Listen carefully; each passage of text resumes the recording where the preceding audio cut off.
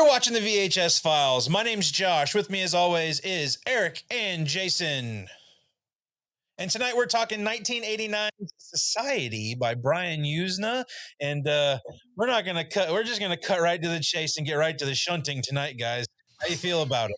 Prepare for the shunting. The shunt is coming. This is a first-time watch for Eric, so I was very excited to talk about this one with Eric. We have our discussions about movies that we want to talk about, and when he said he'd never seen this one, I was like, okay, I want to hear what someone's first reaction of this movie is. So we are talking Society tonight. Please hit that like button if you like our videos. Hit the subscribe button if you want to see more. It definitely helps us out. It helps us keep doing what we're doing. And so as far as Society goes, I mean, this is a movie that I did not see when I was younger. It's one that left quite an impression on me the first time I saw it. And Jason, I'm curious to hear about your first time seeing this and what you thought of it. But before we get into all of that stuff, we're going to go back in time to 1989. Eric, take us back in time.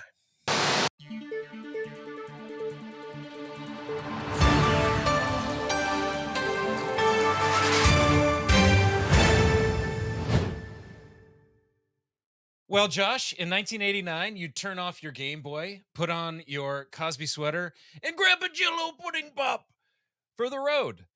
Jump in your 1989 Ford Thunderbird SC and crank the dial to hits like Looking for Freedom by David Hasselhoff or Pump Up the Jam by Technotronic. I had that one on tape. Head down to the local theater for epic films like Thunderground, Beverly Hills Vamp, or Dirty Tennis. In 1989, Hulk Hogan beats Randy Macho Man Savage for the WWF heavyweight title at WrestleMania 5. Yeah. Did you guys know the Macho Man got into the scrap metal business after he retired from wrestling? No, I didn't.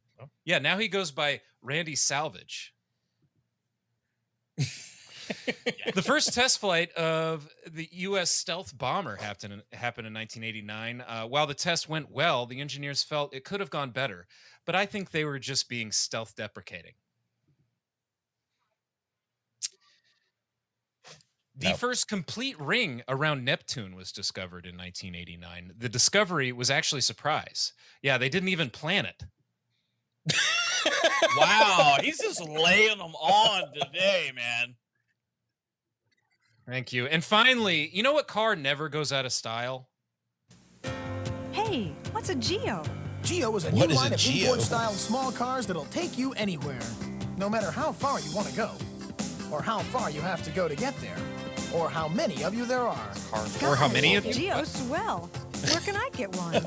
You won't find this Geo at a gas pump. I get one. And you Now won't they're find in every Geo junkyard in America. And you won't find Geo out of style. Geo's only sold in service at select Chevrolet dealers. You won't Give find us a it out call. of style because it was never in style. Right. Well, thank you so much for taking us back in time, Eric. It was You're welcome. Nice to go back to 1989. I was for sure you were going to mention Batman 89 in there somewhere, but you went with some lesser known films this time. Yeah, well, this is like I forget how many times we've been to 1989, but yeah, we've been more than five times maybe. Right. So it's a big year for us. Well, can I bring up one little false thing? This movie didn't release in 1989, it released in 1992. Okay, so this infuriates me.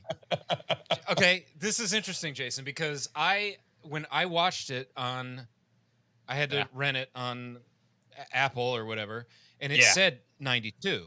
And I asked Josh, and then I looked at IMDb and it said 89. And I asked Josh, is it 89 or 92? And he said 89. So that's why we went back to 89. Yeah. It was released in London in 1989. It did not release in the U.S. till 1992. Well, we're a global society at this point, are we not? Yeah, that's right. I should have done stuff from England in 89, but oh well. You get what you get, guys, you know? Hey, good job, though. It was a good one. IMDb says 89, so... Well, you know, at least IMDb says something like that for this movie because I couldn't even find what the box office was for it. It's an estimated budget of $2 million, and have no idea what it did at the box office. Apparently, it didn't do super well. And some of the behind the scenes stuff that people talk about when they went to the premiere and whatnot, and how people's reactions of this movie went. And that probably explains why you probably won't find a box office number on it. Now, this is where I found a little bit surprising. Rotten Tomatoes critic score of 62% and an audience score of 60%. This is one of the higher rated movies on Rotten Tomatoes that we've talked about. Yeah, it's interesting. It's a 6.5 out of 10 on IMDb as well. So pretty similar. You wouldn't expect this to do well commercially. Right. I mean, it's not what it is. Where do we start? Well, I mean, it's Brian Usna is the director on this. He was famously a producer on Honey, I Shrunk the Kids, and then started working with Stuart Gordon and did films like Reanimator, From Beyond, Dolls, things of that nature. And he was he didn't know Hollywood all that well. He wasn't aware of like what the roles were within Hollywood. He was the producer on Stuart Gordon's movies, and it seems like the producer is the guy who just kind of sits in the background and makes the movies, and the director gets all the credit. And Brian Usna wasn't really happy about that. He wanted to get credit for the movies he was working on, so he wanted to direct. And after Reanimator, he struck a deal with Full Moon, I think it was, or whoever the production company was, and said, I'll do the sequel to Reanimator, but you got to let me make Society first. And this was his sort of in between producing Reanimator and then directing Reanimator, or Bride of Reanimator. Mm-hmm. So he had a lot to learn as far as, what a producer was and what a director was. But I think a lot of the crazy ideas from things like Reanimator and From Beyond are not just all Stuart Gordon. I think Brian Usna is a big part of that as well. Well, dude, he did a few other films, I mean, that were great, like Return of the Living Dead Part 3. Dude, that's one of my favorite of the Return of the Dead movies, with the girl zombie and the dentist. I think the big thing is Brian Usna had a very weird sense of what he wanted to do for this movie. He talks a lot in the behind the scenes about simulacra. It's some word that he's talking about where it's like this in-between point of reality and dreams and things like that. And he wanted to make a movie that sort of felt that way. And that's how we ended up with Society, a movie that you kind of don't really know what's going on until the final bit of it, And well, and there are some things that are seemingly in Billy's imagination. Right. As well. So you're getting some of that, and you're not sure what's real because you're getting some of that and some things that are, I guess, real. And then, as it goes on, you're kind of questioning whether Billy's crazy or something's really going on, Right. And that leads into like my nostalgia for this, which I have none. As I said, I've only seen this movie probably in the last 10 years, maybe. Didn't see this one as a kid. So, Jason, I know you had seen it before we decided to talk about it. When did you see it for the first time? I think I was in high school sometime in there. I mean, it like you said, it came out whenever it did, but it was definitely one that I think I caught on like HBO late night type stuff, Yeah. Because it's definitely they're probably not going to play this on USA or TBS because half the movie would be gone after all the editing. Right. Especially when you get to one part of the movie. But yeah, I remember seeing this as of course, teenager in high school. But yeah, it was a late HBO type thing. And yeah, you get to this, and you're like, you'd heard about it. If you even look through Fangoria magazines, they always talk about Society. And I remember seeing glimpses in these books of what's going on, but you really don't know. So when I watched it, I was like, what the hell did I just watch? Right. You're like, what did and I was just like, but it wasn't one of the ones like, oh, I got to watch it again. It didn't hit me. Even at seeing it as a kid, I don't have nostalgia for this movie. It's not a great film in my repertoire that I want to go watch over and over again. But I have seen it at least probably 4 or more times. So over the years. And it's a notorious film, especially in like the film watchers like on YouTube and all the people on social media that talk about underground horror films. This movie does definitely get brought up a lot, and it's for one specific reason, I think. But I kind of had the same reaction as you the first time I watched it. I didn't think it was anything special other than the ending is completely bonkers.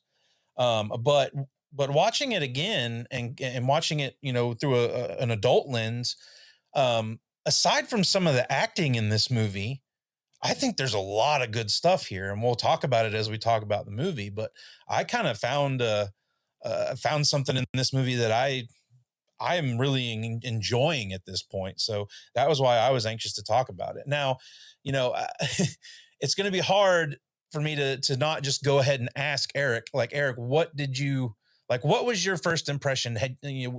Other than me asking you, was there anything you had heard about this movie, or were you completely blind going into it? I was completely blind.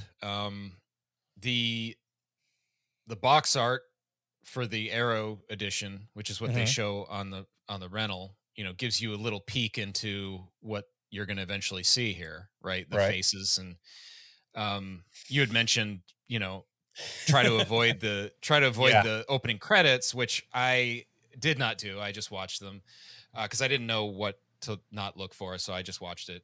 Right. And you do get a sneak peek of the shunting. We should explain.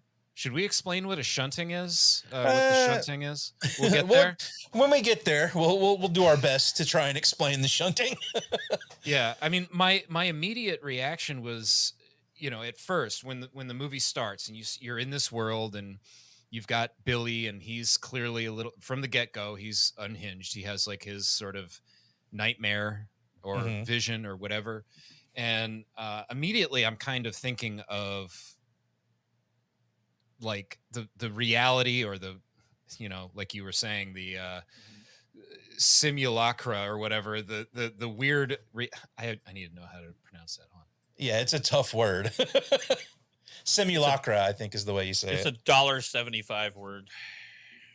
Anyway, point is, I was getting kind of Lynch vibes. Nothing about this world felt real, almost a little bit like Tim Burton, even just sort of kind of the strange hyper reality. Nobody really feels like a real person. Yeah. And obviously also Dead Alive comes to mind a little bit, this sort of bonkers reality that everyone's in. It kind of fits with the paranoia of the film, that sort of hyper reality mixed with the sort of, is he crazy? Isn't he? That's a nice, fits together nicely and keeps you kind of on your toes. Right. You know what I mean? Yeah. And that's ultimately really what got me this time around watching it. And what really made me want to have you watch it and talk about it for the show was because I think this movie does a really good job of setting up a premise of, you don't really know if it's paranoia or something else going on. I think there's a good case to be made that up until about the 2/3 mark of this movie, it could go in a couple of different directions, Yeah. Yeah. And I think, ultimately the biggest thing that I think has a strike on this movie for me, and I hate to get to it so soon, is the opening credits, because I think that gives away a moment in the movie that if you did not know to expect it, it would completely blow your socks off.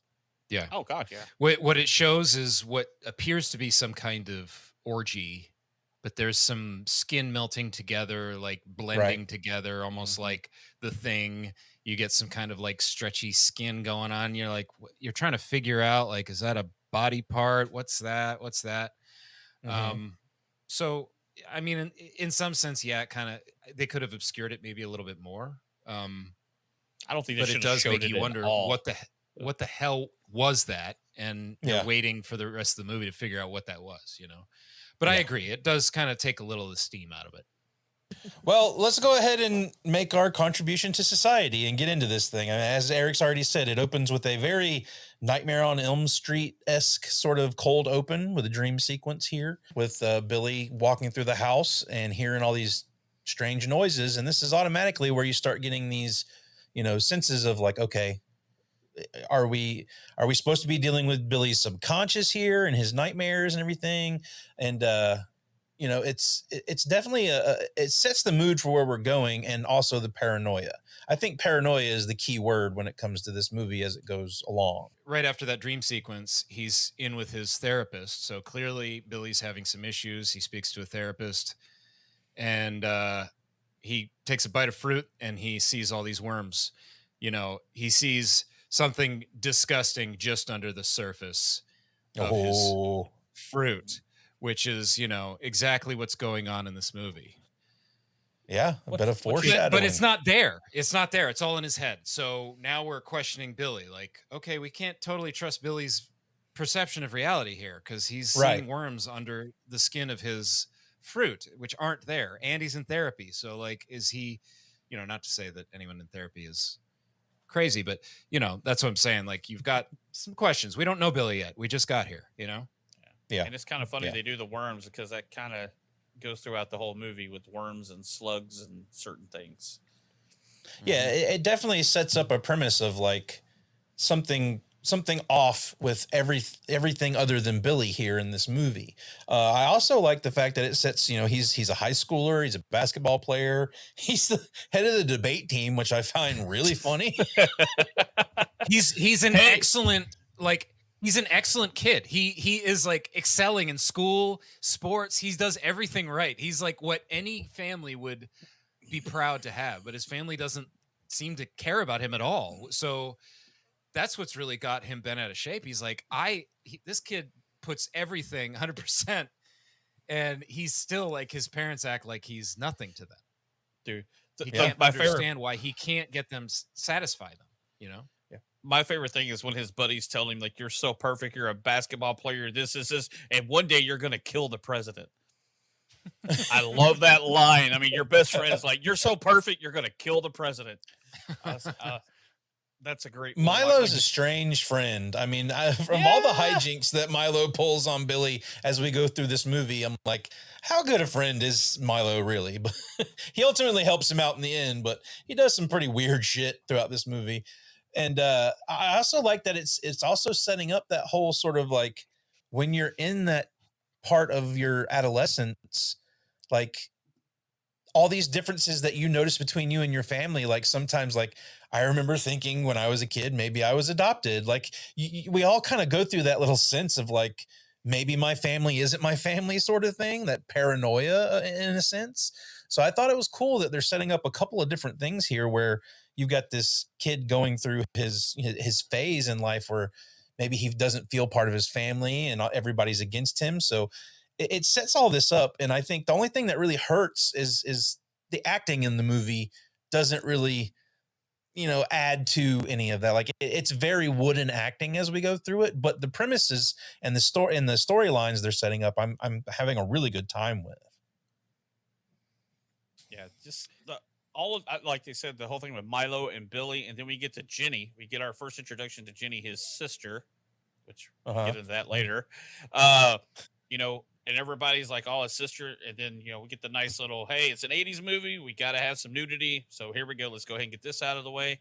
We move on to that. But then you get this, other than the fruit at the beginning, she's like, hey, can you like zip up my back? And you see the skin rise from her back, like it's breathing, like there's a pulse in her back. And you're like, okay, or is this another fruit thing? Is he seeing this? What's going on?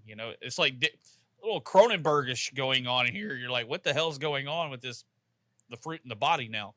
And then, and he also goes in the bathroom when she's in the shower, and she appears to be like her back is flipped around.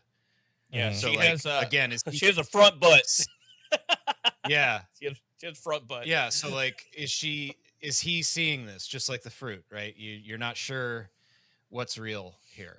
Well, I mean, this is ultimately where, you get this setup of Jenny and Billy, and then you've got this boyfriend who's shown up that she's not supposed to be seeing. We don't really know what's going on with this yet.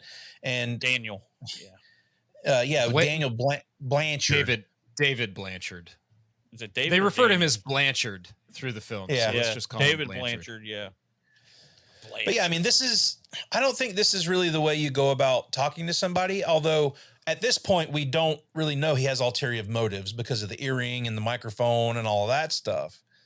But our introduction to this guy is he's just this creep that is creeping around in her closet and does not handle things the way you probably should. But again, everything in this is not really what it seems. So we automatically think he's this creeper in the beginning. Ultimately, in the end, it was like, maybe he was right, you know?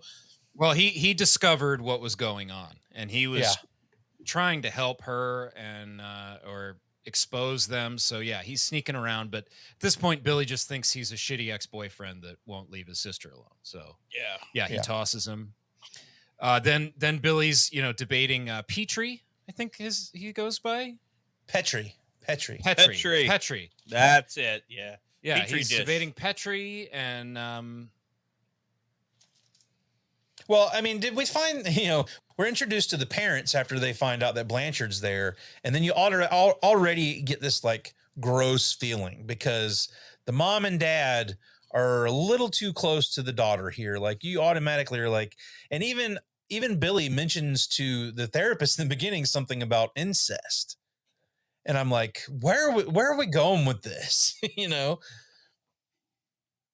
Yeah, the parents come across very like plastic and strange and, you know, fake, you know? Yeah. Like people pretending to be parents, basically. So yeah, you don't know exactly what's going on. Did you guys find it hard to believe that he was captain of the debate team? Yeah. But how can you blame him? Not in this movie. I mean, but how can you blame him for being distracted by what's going on in the front row? So we got like we got a Sharon Stone thing going on in the front row. I think any man would be distracted. So. And it's funny, the actress who plays her in the behind the scenes said that she was very happy that she got to do the Sharon Stone scene before Sharon Stone did. Oh yeah, that's cool. Yeah. That's true. Yeah. What was that girl's name? Clarissa? Is it Clarissa? Clarissa. Yeah. Okay. Clarissa so shows it all. Clarissa's trying to. This was one thing I didn't totally understand was like her motivations in the beginning of this movie.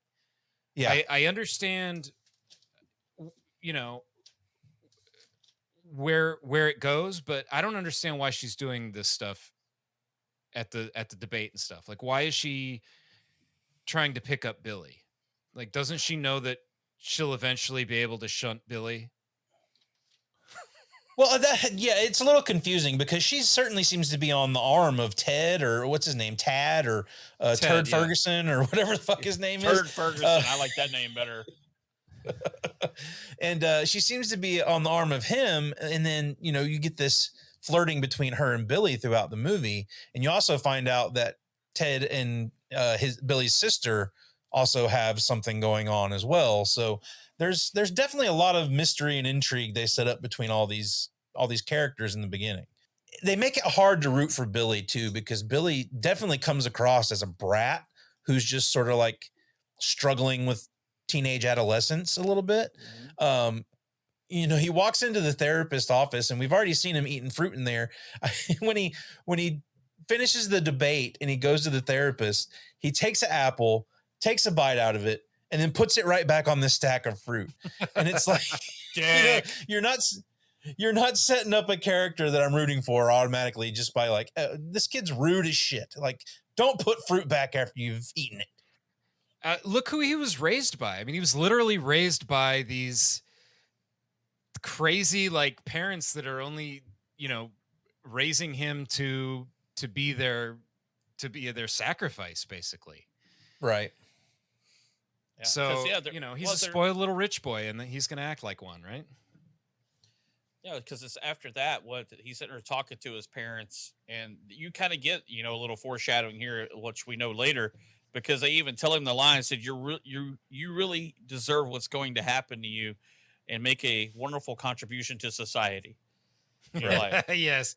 Yeah, that line definitely feels loaded when they say it. Yeah, you know, one criticism here is that I have is, you know, this movie, we've watched a lot of movies recently, right? We've mentioned it on the show, like that are about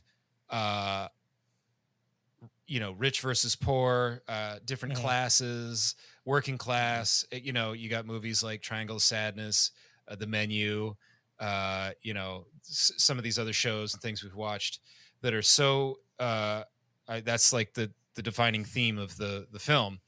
And that's what we have here, except it's a horror film, but it's not very deep. I mean, these comparisons with like society and the rich eating the poor and that kind of stuff are pretty surface level. It doesn't go super deep with it. You know what I mean?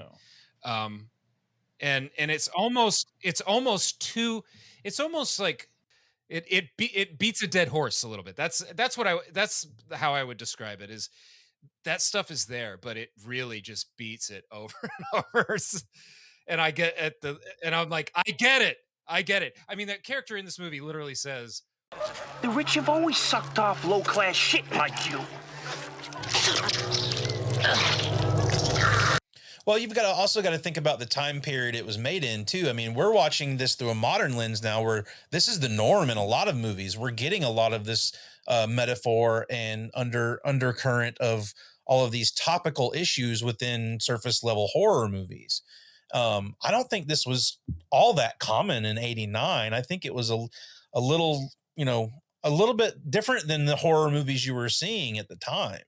maybe in the Now, horror genre. Yeah. I mean, obviously there's plenty of other films from before '89 that dealt with deeper themes than this, but yeah, maybe in the horror realm in '89. Sure. Well, if we kind of mentioned about it earlier, just real briefly about the things that Billy keeps seeing. We get he's back home. He's like trying to figure out where everybody is. And he's even hollering for his sister, I do believe, calling for her. And he gets up there and he gets to the shower and he's like, hey, what'd you do? And you can see that her body is not right. Something, I mean, it's that wavy, shower glass that you can't see through, but he's like, something isn't right. And then we realize that's her ass against the glass, but her boobs and face are there too. And you're like, and she's not in the shower with somebody else. We're not getting a sex scene right here. You can totally see that she's the only person in the shower. And you just see the look on Billy's face. He's like, what the hell? Am I dreaming? Am I seeing this? What's going on? It's a very little disturbing. Like you said, we get the whole breathing back thing. Now we get this, to me, like you guys were talking about different movie that this took from. That's some Cronenberg stuff to me, for sure, right there. You get the body horror stuff. We already got a breathing back, and now we got ass on the front of the body. What the hell's going on in the shower? So, well, that's the other thing that I think they do cool here is, we're already established that Billy is in this state of mind of, is he paranoid? Is he really seeing the things that he's seeing? And, he opens the shower door and she's not like that. Like it's one of those things where, like, is he just like, does he have some sort of incestual feelings for his sister, or is he just like, being a snooping teenager? Like I think there's still a lot of layers to that, because you don't really know at this point what's going on. Or is he just awake all the time and never sleeps, and he's got a different personality through a whole movie? Oh wait, they've done that after this, called Fight Club. But it's like, is Billy ever sleeping? Is he awake? Is he whatever? Is he on drugs? It's a freaking right after the Ronald Reagan era. This is the whole movie's about stay off drugs, kids. See what LSD will do to you? You'll see ass butt on your sister. Ass butt. Ass butt. Hashtag ass butt. Ass so this is the most compelling stuff for me in the movie. Up to this point, he's the only one that's seen anything strange, right? Right. Yeah. Everyone else is oblivious to everything except for possibly, as we learn, the ex-boyfriend, what's his name? Blanchard. Blanchard's the only one that seems to be spooked, but we don't know why. But this stuff is working for me, where I'm curious. Like, is this in Billy's mind? Is he seeing these things or not? Are they real? And yeah, the just subtle things, like just a reversed out body. It's not that crazy over the top, but it's enough to make you uncomfortable. And you're right, Jason. Like, that's very Cronenberg. Just kind of like, just take something and tweak it a little bit just to make it feel unnatural and weird. Little video drone-ish kind Mhm. of stuff right there to me. Yeah. I could see that. But what you're talking about, Blanchard, after all this, we get the whole thing where he's at the beach with his girlfriend, Billy is. And this is where we start to realize that maybe Billy is not crazy, because this is where Blanchard confronts him. He says, you need to listen to this tape. When he runs into him at the Yeah. beach. And everybody's looking for Blanchard, and I find it hard to be like inconspicuous when you're carrying around a suitcase on the beach. Like, this dude is just waving a flag. Doesn't everybody? You know? And but yeah, I mean, you've also got Billy's girlfriend. I don't know what her name is in the movie, but the actress is Heidi Kozak, and that's who I would be picking for my Almost Famous, because she's kind of a horror movie scream queen. Friday the 13th. She was What in part, something Josh? else. Friday the 13th, Part 7, and Slumber Party Massacre 2. And I feel like she's been in another movie that we've actually talked about on the show, and I can't remember what it is. I can't remember either. Oh, well, I see. it doesn't matter.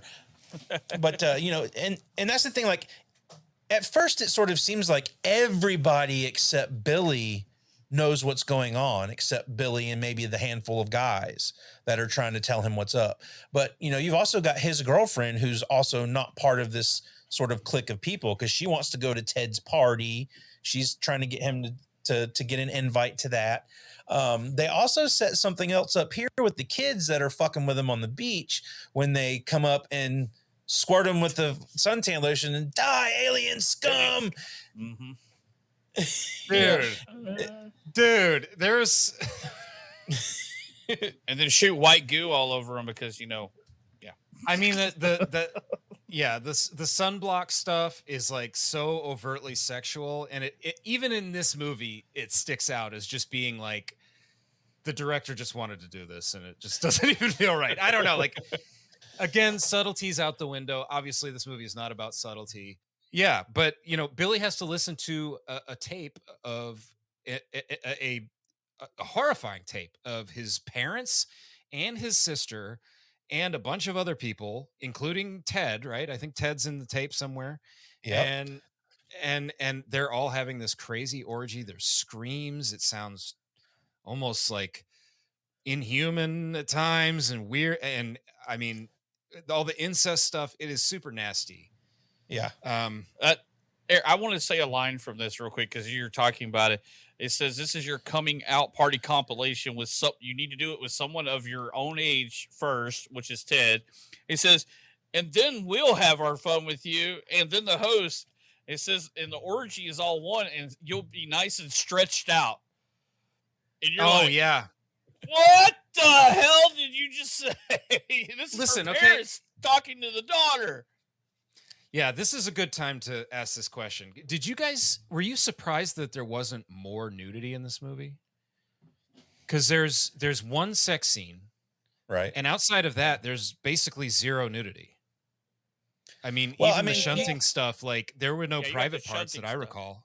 No, there's There some was there's a some lot of skin, but there's some boobs and there's a few little spots where there's some boobs in the end. But yeah, I mean, I like Jason brought up with Jenny in the beginning of the movie, like I almost expected her to be completely nude at some point in the movie. Like it seems like it's going to go down that path at some point. But yeah, not to mention Shauna and all these orgy scenes. I don't recall seeing a nipple anywhere. I maybe you saw some side boob or a butt cheek, but I don't remember seeing nudity. I have the note of that, except for the scene with him and what's her? I can't remember anyone's name in this movie. Clarissa. That's the only scene where it's just weird for a movie that has orgies and it's all about sex and you have the sunscreen scene and things like that, and it's just like I'm just like, why not just go crazy with this? Why? Well, I think that's also it's part of an innuendo. It's part of is this shit going on or isn't it? Like it still adds to sort of like, is this shit really happening or isn't it? We don't know until the very end of what's actually happening. So I think that's kind of a genius thing that they don't go crazy with that, because it kind of leaves you guessing, like, okay, what is really going on here? Well, Yeah, because even I don't like, know. yeah, because even with the tape, remember, he takes it to his doctor, Dr. Cleveland, his psychiatrist, hands him the tape, wants you to listen to it. And then when he comes back and he listens to it, the tape is totally different. Right. And this back to the whole Billy thing is like, is this all in his fucking head? What's really going on?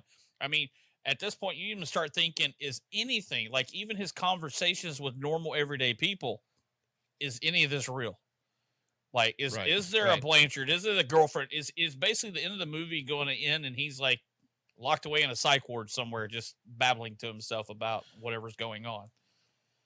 So, but we also find out why Blanchard was in the house in the beginning. He was planting a microphone so he could get this tape. So, like, obviously there's something to where everybody's like, some people have motivations and you're not sure whose motivations are the right ones, you know, like there's just all this paranoia and mystery that I think sets this movie up really well.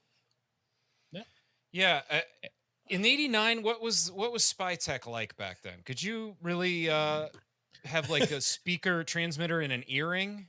I don't think you could have a microphone that small. Yeah, maybe Blanchard. I feel like the earring would have been like this big. Oh, my earring. Got this new boyfriend. Got this earring. It's got an antenna sticking out of it and a cord into a backpack. Well, in the 80s, girls did wear the big earrings, so maybe it could have fit, but I know it was a little earring. She's like, maybe, I love it. Well, remember, they're all part of these rich people that are living there in California or whatever. Maybe his dad was ex-CIA or something. You know, they put a bug, he just stole some of that, put the bug in the head, in her earring. You never know. Could happen. One thing I find really funny about this beach scene is, number one, they're doing it out in the wide open bright light and everything. Like, dude, there's a dock right there. Go underneath it, like, be inconspicuous. But no, they're doing everything right in the middle of in the open. But they cut to a scene of a guy by a lifeguard shack, and he's just raking the sand. Like, he's not raking anything. It's like, what the fuck is this doing here? Yeah, I mean, that's where the whole reality just feels like you're in a dream. I mean, that was kind of a third option for Billy is this reality and happening? Is Billy just seeing this stuff, or is Billy dreaming this whole scenario? Like, because the world feels like a dream. I mean, even them on the beach, like, show a little clip of the beach, Josh, and you'll see, like, it just doesn't feel like real life. It just looks weird. I don't know. Like, everything about every scene looks so odd. Yeah. Like, the lighting, I don't know exactly what it is, but it just feels off. Yeah, I agree. The beach scene almost reminds me, it almost looks like it was shot. I don't think it was, but it looks like it's shot on a sound stage. Like, it's like, I don't know. There's something about it. It just looks weird. The way everyone behaves, like you said, the guy raking. Jason? Well, I was going to say that's funny. You know, you mentioned the guard chat because, you know, we're talking about Almost Famous. I was going to go with Billy as my Almost Famous because that is his job later, is working at the on the beach, because he was in Baywatch for a while. So therefore he was already working his job out by hanging out at the beach. But, you know, we keep talking about it. Does anybody know why this kid's famous? Before this, do you know why he's famous? Well, he was on Days of Our Lives for a long time. No. Do you know the actor's full name? I don't have Josh, it in if front you of don't me. understand, Billy Warlock? Okay, that's all Josh should know. Why is he famous? He's Dick Warlock's son? Yes. He actually had a part in I did not know that. 2. He has a small part in Halloween 2, and Dick Warlock's other son is in Halloween 2 also. Huh. Man, I got to know. That's why you think I'm wearing the shirt. Bam. Halloween connection. Jason will find it. 6 Degrees of Halloween. Well, I did not know that beforehand, but when I was doing this for the movie, I said, this kid's name is Billy Warlock. How many? That's a very odd name, and that's the first thing that popped in my head. And when I went to look it up, there it was. Oh, look! It's funny you mentioned the Baywatch thing, because I thought he looked familiar, but I couldn't quite place him, and I think I probably recognize him from Baywatch. I don't know how long he's on. He was on there for like maybe a couple of seasons or something, I think is what it says. But yeah, and then one of the movies. Well, he was. He was actually engaged to Erica Lenik, who was in Baywatch as well. Yep. One of the female lifeguards. Now that you say that, like looking at watching the behind the scenes, he's a little older in those. Like he kind of looks like Dick Warlock, so that makes a whole lot of sense now. And I mentioned, There you go. and I mentioned David Hasselhoff in the Back in Time segment. So we've got more connections here to Baywatch. It's 6 degrees of Baywatch. This is what we're doing here today. I'm not talking about society. Let's talk about Baywatch. And you say the movie looks weird too. Like it kind of looks like a soap opera, which most of the cast of this movie came from soap operas, so it kind of fits the whole sort of. Well, yeah, and just wealthy people often are the main characters of soap operas. In some of these classic soap operas, they're big rich families and stuff like that. So not long after the beach scene here, Blanchard is killed in a car accident. Yeah. Mm-hmm. Yeah. We find that he's been killed, which is highly suspicious, and it gives credibility to Billy. Right? For us, for the viewer, we go, oh shit! Like this guy who's telling Billy this, like he's up and dead now. Like something is going on, right? Right. The part I think about the accident is Billy's just starts going through the guy's van. There's blood everywhere. Here, let me just dig through this. I'm trying to find this tape. Yeah, cops totally let you do that. He just walks up, no problem. Yeah. The cop does tell him to leave, though, eventually. Maybe he got there just right as it happened, and they hadn't gotten the perimeter set up yet, or I don't know. It's stupid. Nothing about this is like realistic, this movie, so it feels weird to poke holes in the logistics. That was the other thing. Like, I'm asking myself, like, how did they make a new tape so quickly? Something else happens here. Oh, there's so much that happens. Like there's a body going into an ambulance for Blanchard, but we find out later Blanchard's not dead. And then, later, the same thing with Petrie. Petrie is apparently dead in a car. We see Petrie with his throat slit, but he's alive later. So the car's replaced. Like in no time, they get the car moved out, a new car put in. Like, there's a lot of logistical stuff that you're just thinking, is this even possible? That's what was making me question the reality of everything. I'm thinking, but shit, like it's a movie. It's just rich people, man. They make it happen, dude. I keep thinking of the game.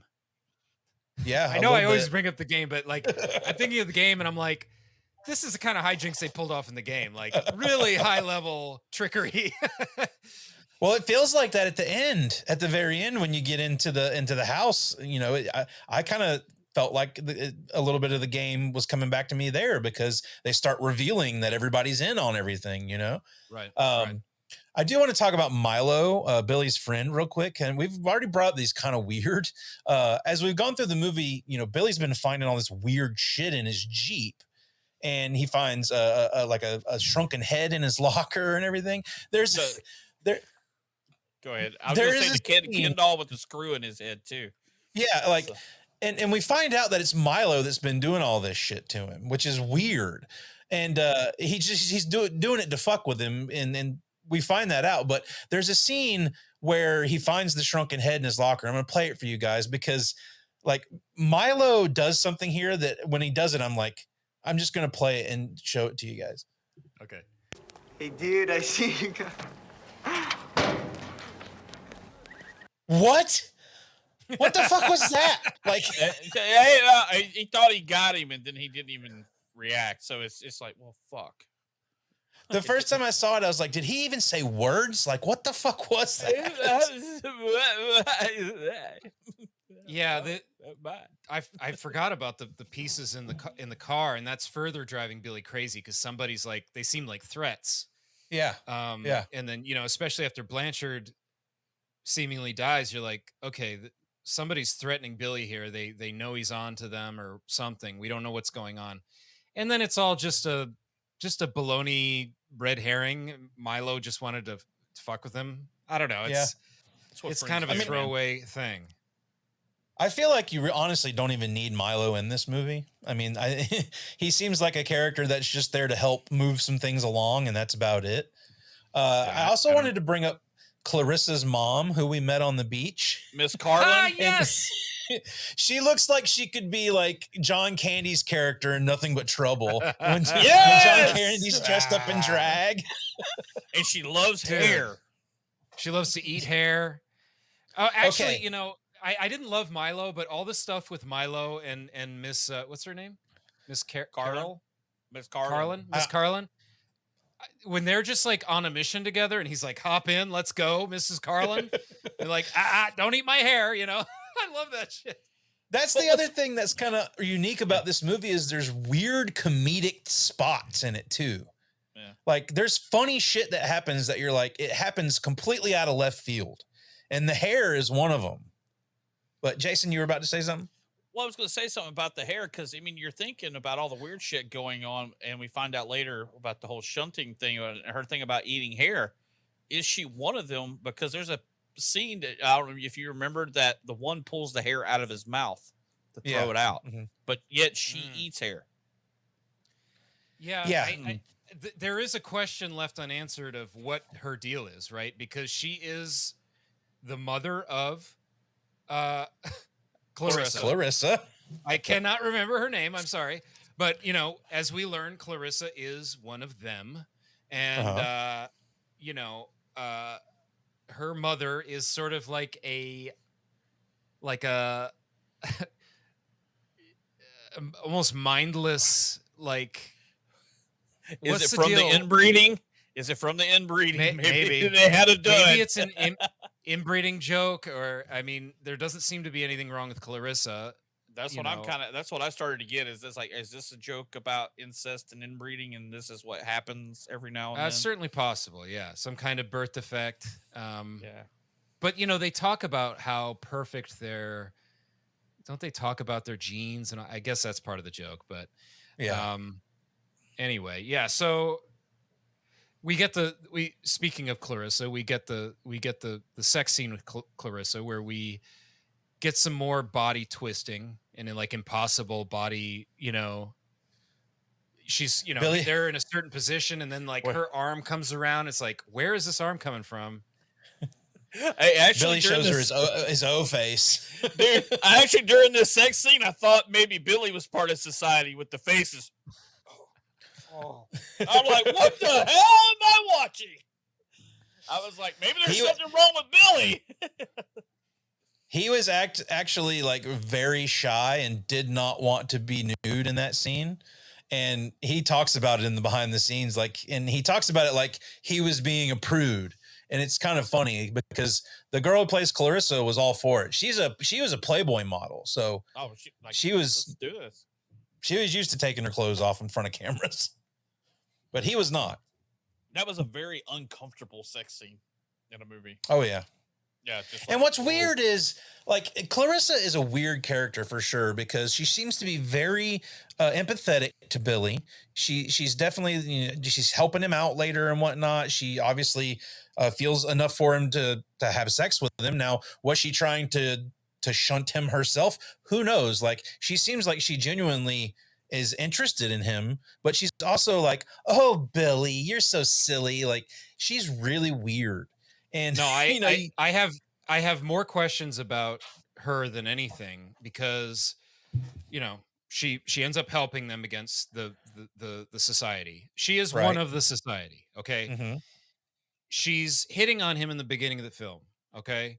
I don't think she wants to shunt him because he's been bred specifically for this ritual or whatever that they're going to do. She would seemingly get in loads of trouble. So I got the impression that she was working for them I'm not sure why. Okay, I'll put it this way. You know, in movies when like in Willow, when the girl falls in love with Mad Mardigan and she starts off bad and she ends up good. Okay. That seems like what's happening here, but why is she doing this stuff at the debate and trying to, you know, she keeps hitting on him and it's like, well, why are you doing this? He's not your species. You know, she's there at the end, like with the society before she has her change of heart. I don't know. It's just, it doesn't add up, like why she does what she does throughout the film. And then finally turning on the society to help him and running away with him, it doesn't make sense to me. You could essentially say she's flirting with him the entire time. She never really comes across as hostile towards Billy. She honestly, like every time she's interacting with Billy, she's kind of flirting with him. I mean, her first flirt with him is opening her legs in front of him, which is kind of a pretty big flex to do on your first move. But like she's never really being aggressive with him. We just know that she's associated with Ted and all these other people that are assholes.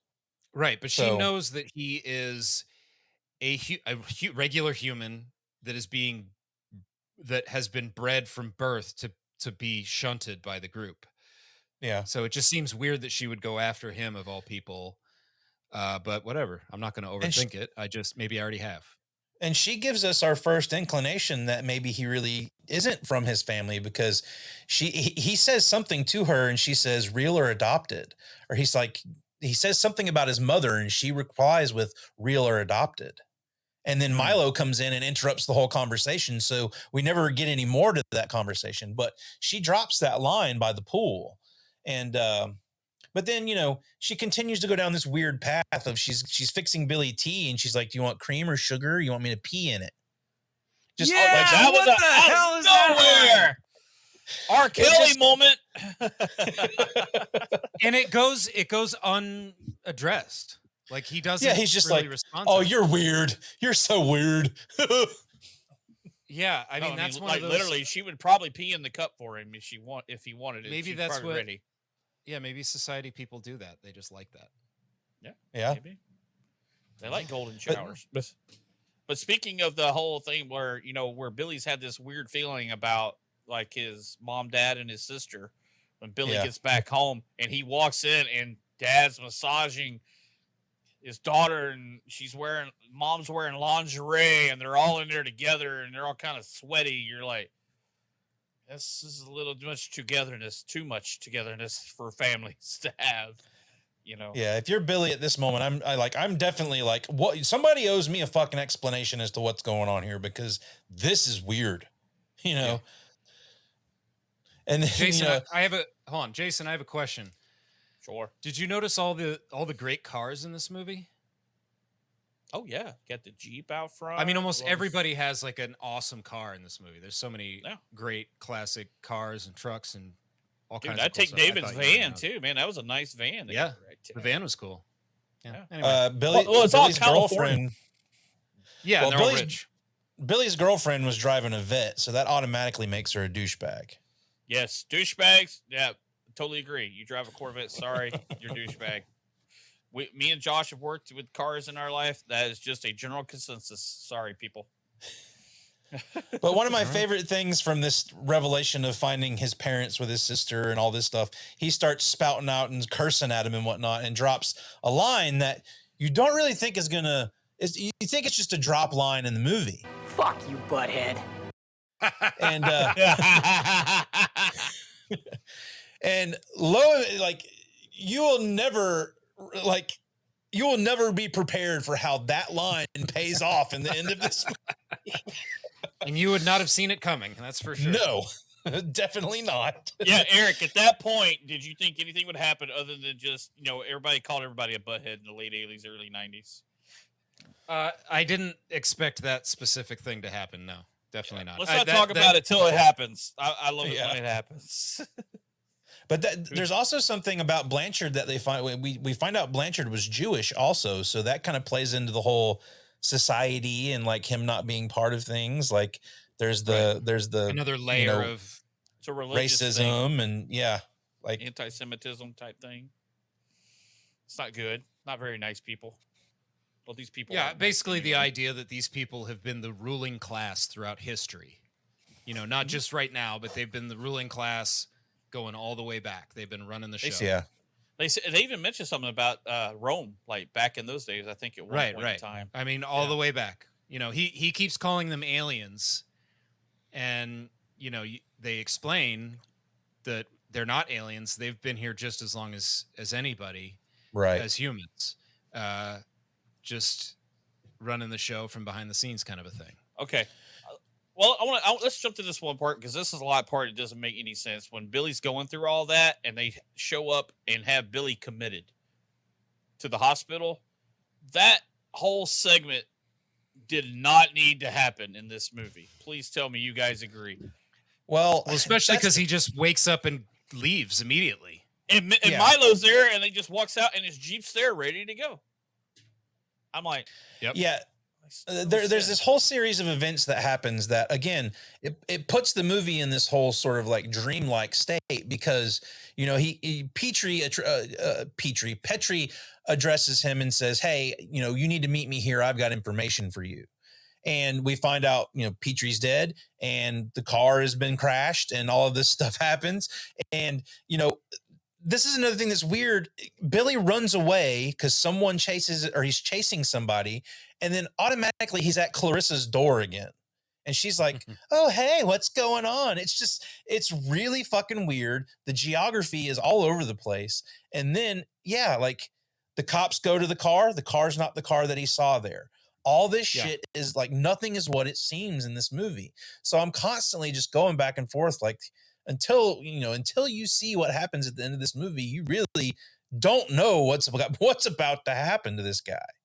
Yeah, I have a note around this point where I say I'm as confused as Billy is right now because, you know, you talk about the geography making no sense and these like almost random sequences. We're here, now we're here. Then he gets put in the hospital, but he can just get up and walk out and his car's still there. And like, that is all very dreamlike. You know, that's how, when you're in a dream, that's what it's like. You're just here. Now you're there. There's no real explanation of how you got from A to B.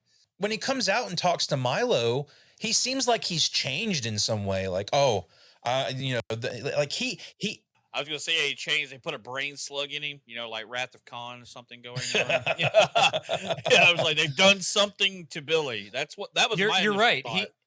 He does. He's suddenly activated. He no longer cares about anything other than trying to like take out this group. Like he does seem different from when he was put in and that makes you question, okay, is Milo part of this? Like, why is he out here?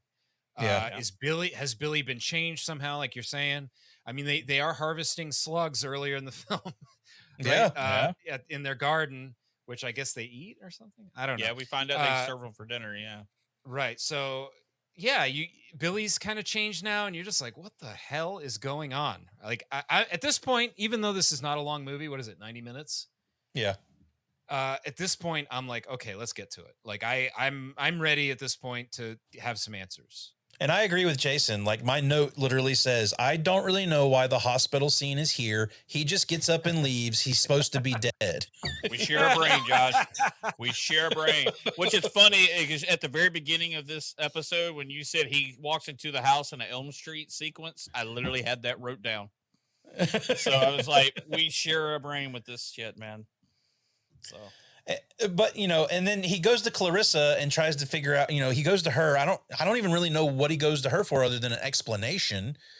And, you know, she tells him not to go to the house. And again, and this is where Clarissa's mom joins the party. And we I don't know why. We find out she's the ticket to get into the party for Milo. And again, Milo doesn't even need to be here. There's just a lot going on here that's like, okay, we didn't need any of this, you know? But when he gets to that house and you get the reveal that everybody has been in on it, I'm like, wow, okay. Like that's something. Like we're starting to get some answers to the mysteries they've been building on here. Mm-hmm. And I love that whole reveal where he says what you mentioned earlier about how, you know, we're not aliens. We've been here as long as you have.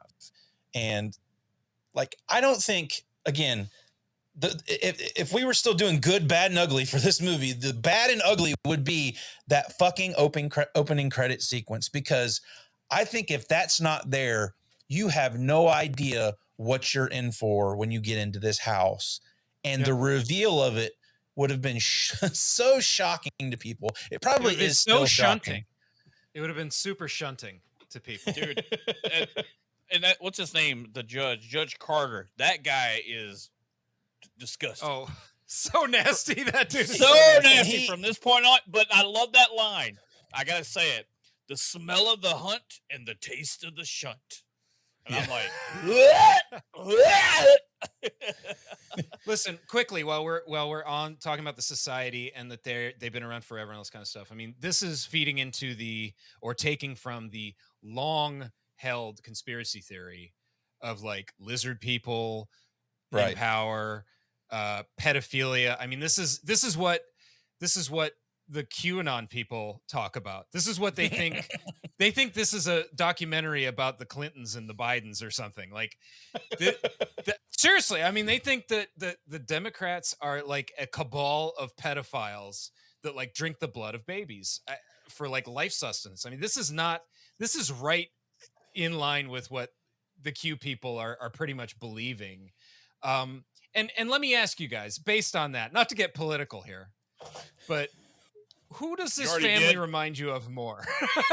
Does it remind you of the Biden family or the Trump family? Father, daughter. Anyway, whatever. I'm just saying that, this is they probably play this at QAnon events, and call it a doc. They call this is what happens at QAnon events, Eric. This is just no, you bring up the judge, and every shot they've got that guy in, like that close up when they bring in Blanchard, who we've found out is not dead, he is very much alive. Yeah, and he is going to be the first of two to be shunted here, and this is where we get the reveal of the shunt, and we see what's about to unfold here. Now, even seeing that shit at the beginning, Eric, like I want to know what your reaction to all the shit that happened in this last third of the movie was. Like, what did you see coming and what surprised you?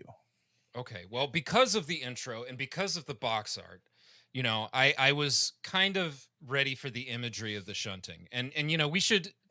I was like, I've heard of like a shunt in like medicine and all this kind of stuff. It's like a tube that's added. I guess you can refer to a shunt. I think you can refer to a shunt. I mean, generally speaking, I think it's a tube that's used in medicine to like help drain fluids and move fluids from there. But I think it can. I don't want to say it wrong. I'll just stay there. I thought maybe there was a way to use it in a more like biological sense. But yeah, basically what they do is they morph their mouths into like a straw and suck the juice out of you, suck the life out of you, take in some of your genetics, I guess, because he finds a beauty mark on what's his name?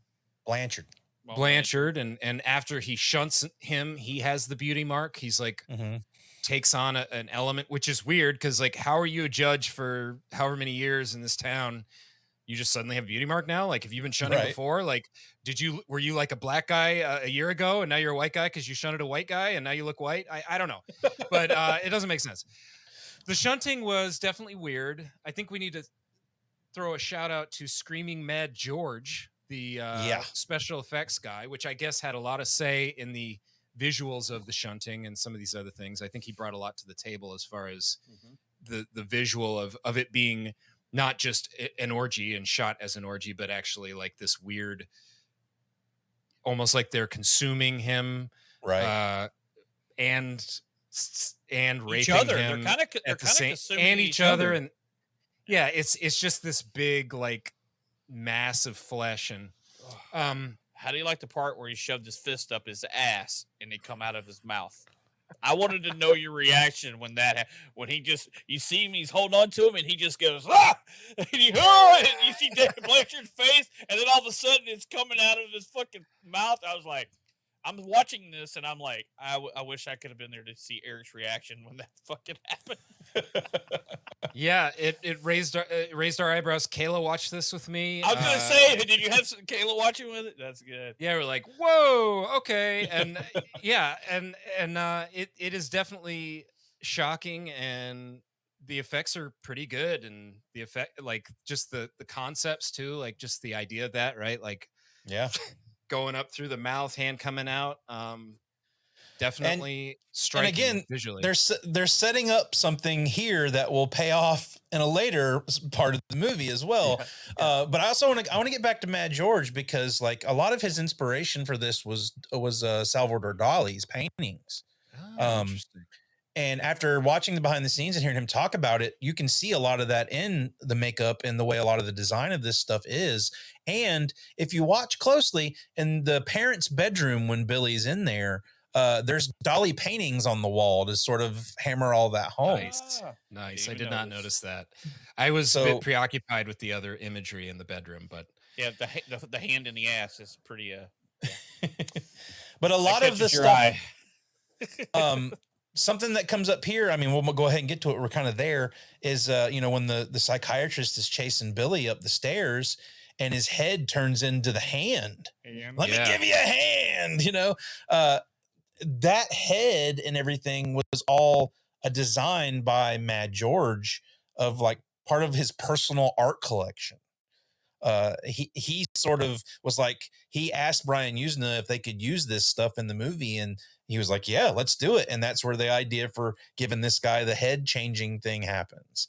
And which is a striking part of the movie. I love when you turn, you see that his head has changed into a giant hand, and then he's coming at Billy with the other one. Like, the effects work in this movie is fucking amazing. Now, we're about to get to a scene where it doesn't look so great, but I still love it. Yeah, because it's just so crazy. Yeah. So we get to Billy's parents' bedroom, and what happens in here is, I think, what the movie is mostly known for. And but you see the mom whose arms and legs are gone. There are arms and hands where her legs should be that are men's hands and arms. And some of the most disturbing shit happens in this bedroom. And he sees the mom, she gets out of bed, all of that shit of her walking towards him happens. But then, the sister has been a part of this the whole time. And you're like, okay, well, where is she in all of this? And then this was the scene Jenny and I were like, whoa, this shit, like nothing is preparing you for what's happening in this movie at this point.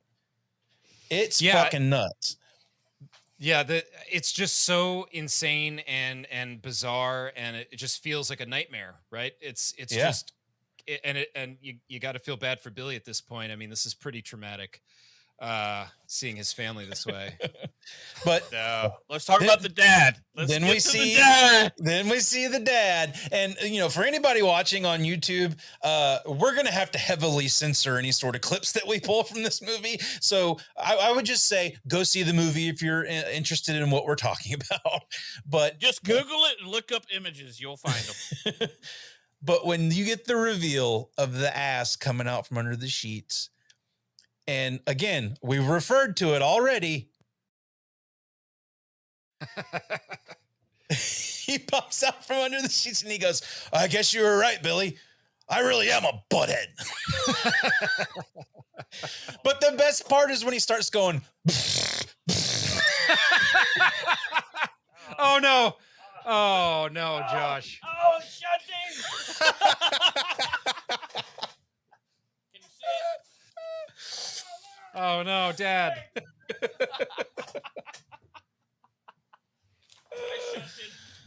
I was shunting while we've been doing this whole episode. I have two questions. Yeah. Sorry, I have two. Do you want to go with what you're saying? You only get 1.5. Go. Yeah, you get 1.5. Go. Okay. The therapist has that weird Joker smile. Uh-huh. Dude, I had that in my notes. And this was in '89. This was when Batman '89 came out. So yeah, I mean, did this do it independently without having seen that? Well, Jason said it earlier. This technically didn't come out until 1992. So right, I think right. Batman beat him to the punch. It was already filmed in '89. No, it was already filmed in '89. Yeah, it was already filmed in '89. We're talking about references to movies. I'm just going to bring this up.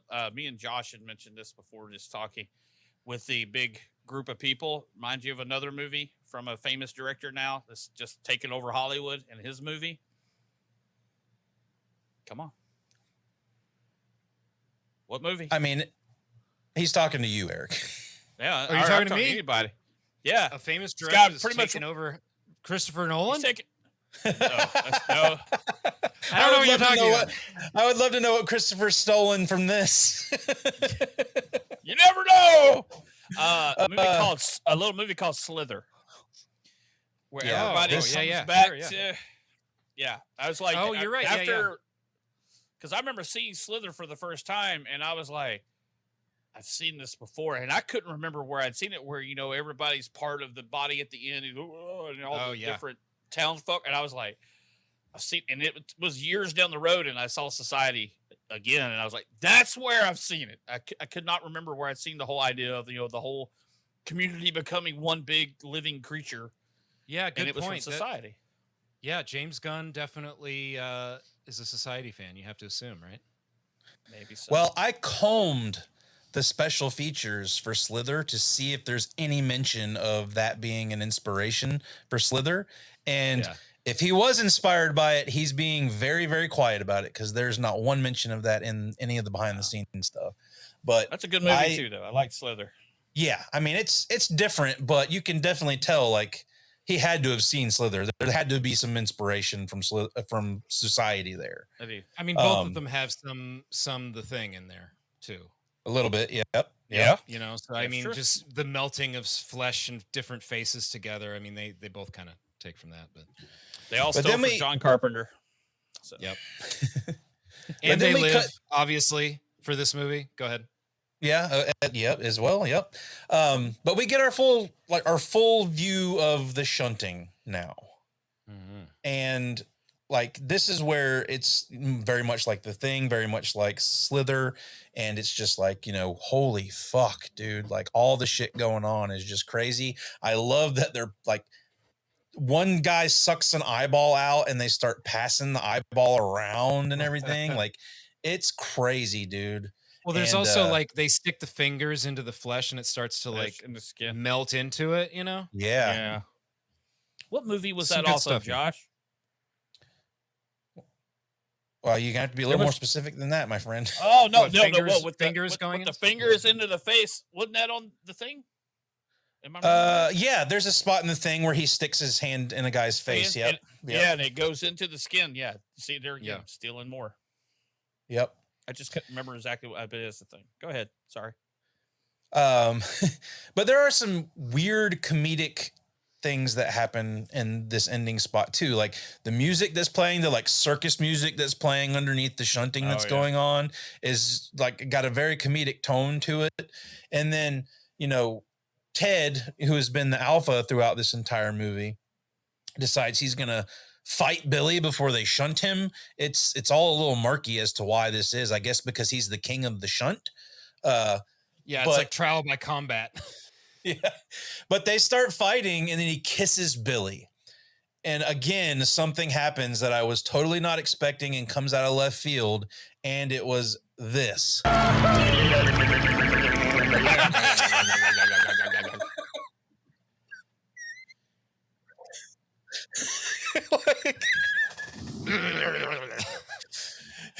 Jenny and I were just laughing so hard when that shit happened when we were watching this movie. And I don't know, it definitely has those Reanimator vibes when it comes to like horror comedy bits, because some of that seems a lot like Reanimator. Yeah, just pushing the gore and the effects to like absurdity. Yeah. And I mean, Ted, they say Ted is a descendant of Caesar and Genghis Khan. Yeah. Okay. And he just loses a straight up fight with a teenager here. Okay. I mean, I guess nobody ever thought to reach up inside him and turn him inside out. And he's he's the master of the hunt and the champion of the shunt. Yeah. And you think you've seen it all by this point, but the movie has one more thing it's going to pull out of its ass. And it's Ted. Inside Out. Yeah, it's pulls Ted's head through his own asshole. It's like it's a solid move. I mean, there's a lot of fisting going on in this movie. That's two more fisting than usual scenes in one movie. Definitely more than usual. That Tool song "Stink Fist" was about this movie. But I like when they're trying to get everybody together to watch Billy and Ted fight, and they have Bill to and Ted. Bill and Ted. Holy and shit! They have to like stop shunting, and the judge gets up and he goes, "Oh, gotta pull myself together."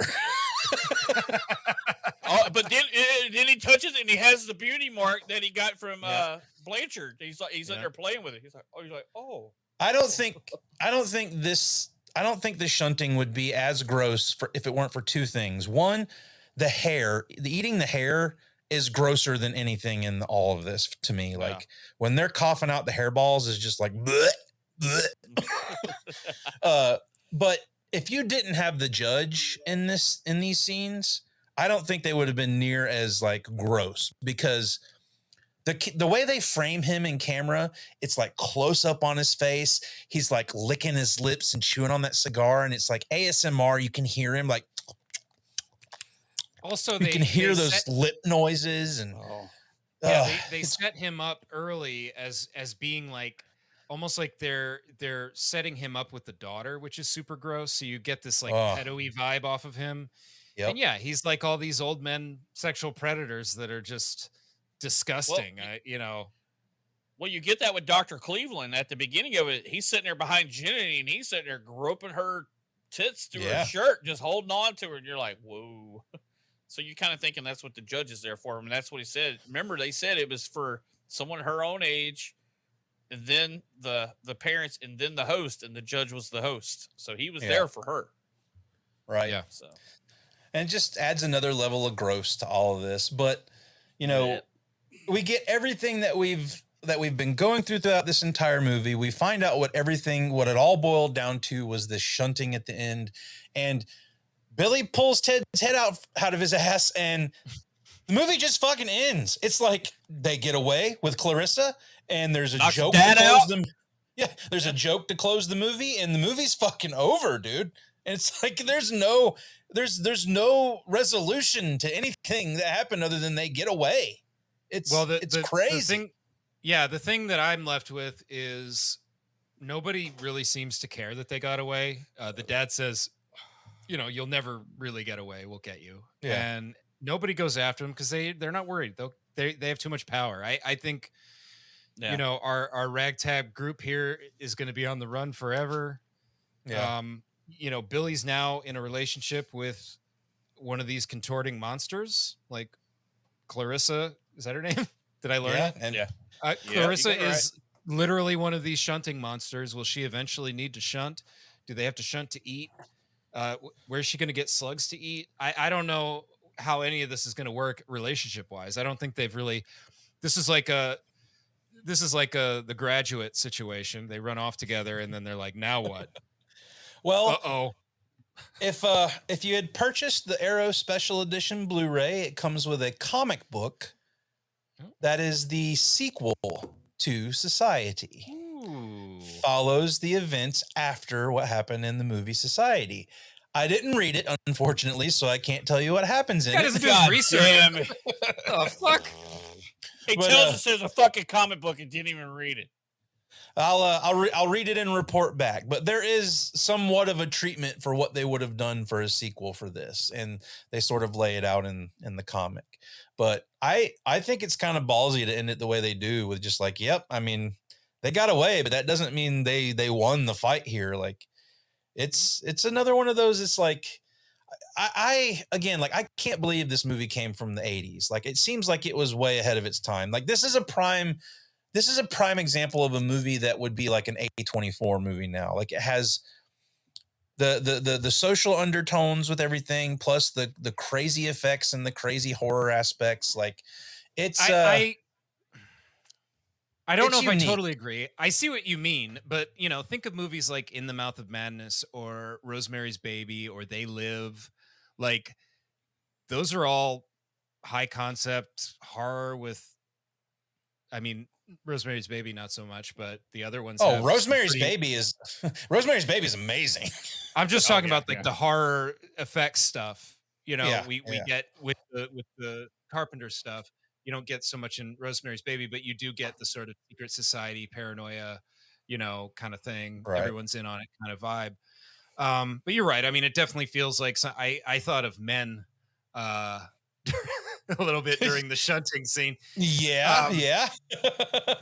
But yeah, I overall, I liked it. I was, it was a fun watch. Again, like kind of like you guys said, I don't know that it feels like an instant classic for me. Like I would be immediately, ready for a rewatch, maybe down the line somewhere. But it was fun. It was a fun watch. My biggest thing was I kind of wanted to know what your reaction to the end of this movie is. Because ultimately, I think even within the circles of the people that love this movie, it's because of the end of it. But just watching it this time, I got a better sense of what they were going for than I did the first time I watched it. And I think they do a really good job of setting up a mystery and kind of keeping you on the edge of your seat about what's going to happen at the end of this movie. And other than those opening credits, I don't think anything would prepare you for what happens in the last act of this movie by any means. I mean, my first watch, like I said, you don't know what the hell's going on, and that happens, and you're just like you said, way it ends, and you're just sitting there like, what the fuck just happened? What's weird is this movie would be even more fucked up if none of that horror stuff existed, and it was just an incestual orgy. That would be way grosser. Almost too much, I guess. But all right. Well, I mean, I think that's going to do it for what we've got to say about Society. But what would we rate Society out of a score of 1 to 100? Out of 1 to 100, what would we rate Society at? I'll say it's a high one for me, but we'll reveal our numbers here in just a moment. Everybody ready? Momentarily. I am ready. All right. 3, 2, 1. Wow. Get shunted. Get shunted. All right. I'm going 76. Like I said, it resonated with me this time. Like I can kind of forgive the bad acting for the mystery and everything they set up in this. Like I had a really good time watching it this time. And Jason kind of figured me out because we did our top 4 parties, and I was really thinking about including it on the top 4 parties episode. But I was like, That's if Eric funny. hasn't seen it, I'm not gonna blow it for him. Don't by ruin it any for him, means. yeah. So yeah, Don't shunt it for me, dude. Don't shunt That's it. Everybody needs a raw virginal shunt one time. For your eyeballs. All right. Well, that was our contribution to Society. Let us know in the comments below. What do you guys think of Society? What was I'm your not contribution contributing to anything in society. Hey, you're the only one who's been shunting throughout the whole episode there, buddy. So Yeah, I'm still shunting.